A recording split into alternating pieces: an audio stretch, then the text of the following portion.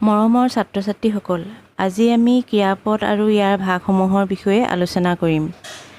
যি পদে কোনো কাম কৰা বা হোৱা বুজায় তাকে ক্ৰিয়াপদ বোলে। যেনে সি খাইছে, কুকুৰটোৱে ভুকিছে, তাই নাচিছে ইত্যাদি।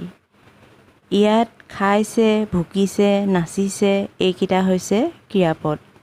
ক্ৰিয়াপদক সাধাৰণতে দুটা ভাগত ভাগ কৰা হয়: সমাপিকা ক্ৰিয়া আৰু অসমাপিকা ক্ৰিয়া।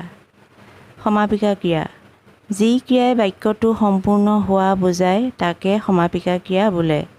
যেনে ৰামে ভাত খাইছে, কালি বৰষুণ দিছিল, মই ফুৰিবলৈ আহিছোঁ ইত্যাদি। ইয়াত খাইছে, দিছিল, আহিছোঁ এইকেইটা ক্ৰিয়াপদ ব্যৱহাৰ কৰি বাক্যটো সম্পূৰ্ণ বা শেষ কৰা হৈছে, গতিকে এইকেইটা হৈছে সমাপিকা ক্ৰিয়া। অসমাপিকা ক্ৰিয়া: যিবিলাক ক্ৰিয়া বাক্যত ব্যৱহাৰ হোৱাৰ পাছতো বাক্যটো শেষ নহয় বা অসম্পূৰ্ণ হৈয়ে ৰয়, তেনেবোৰ ক্ৰিয়াপদক অসমাপিকা ক্ৰিয়া বোলে। যেনে সি ভাত খাই স্কুললৈ গ'ল, মই গা ধুই উঠি চাহ খাওঁ, তাই ছবি আঁকি পুৰস্কাৰ পালে। ইয়াত প্ৰথম বাক্যটোত খাই ক্ৰিয়াপদটোৱে বাক্যটো সম্পূৰ্ণ নাই কৰা বাবে এইটো অসমাপিকা ক্ৰিয়াপদ। ঠিক তেনেদৰে পিছৰ বাক্য ধুই আৰু আঁকি এই দুটা ক্ৰিয়াপদো অসমাপিকা ক্ৰিয়াপদ।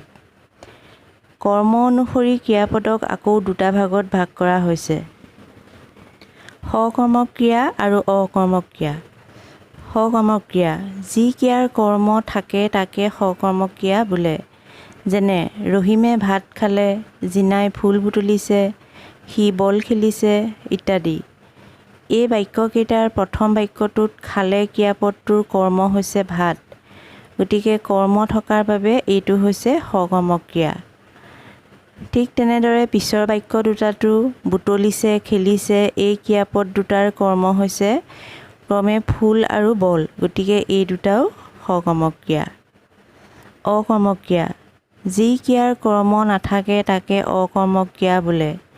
অৰ্থাৎ কিছুমান বাক্যত ক্ৰিয়াৰ লগত কৰ্ম নাথাকে। যেনে ল'ৰাটো শুইছে, শিক্ষকজনে পঢ়ুৱাইছে, চৰাইটো উৰিছে ইত্যাদি। ইয়াত শুইছে, পঢ়ুৱাইছে, উৰিছে এই ক্ৰিয়াপদকেইটাৰ লগত কৰ্ম নাই বাবে এইকেইটা হৈছে অকৰ্মক ক্ৰিয়া।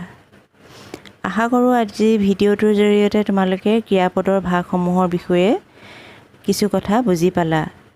তোমালোকে যদি ভিডিঅ'টো চাই ভাল পালা, গতিকে তেন্তে ভিডিঅ'টো লাইক কৰিবা, শ্বেয়াৰ কৰিবা, কমেণ্ট কৰিবা আৰু এনেকুৱা নতুন নতুন ভিডিঅ' পাবৰ বাবে চেনেলটো ছাবস্ক্ৰাইব কৰি দিবা। ধন্যবাদ।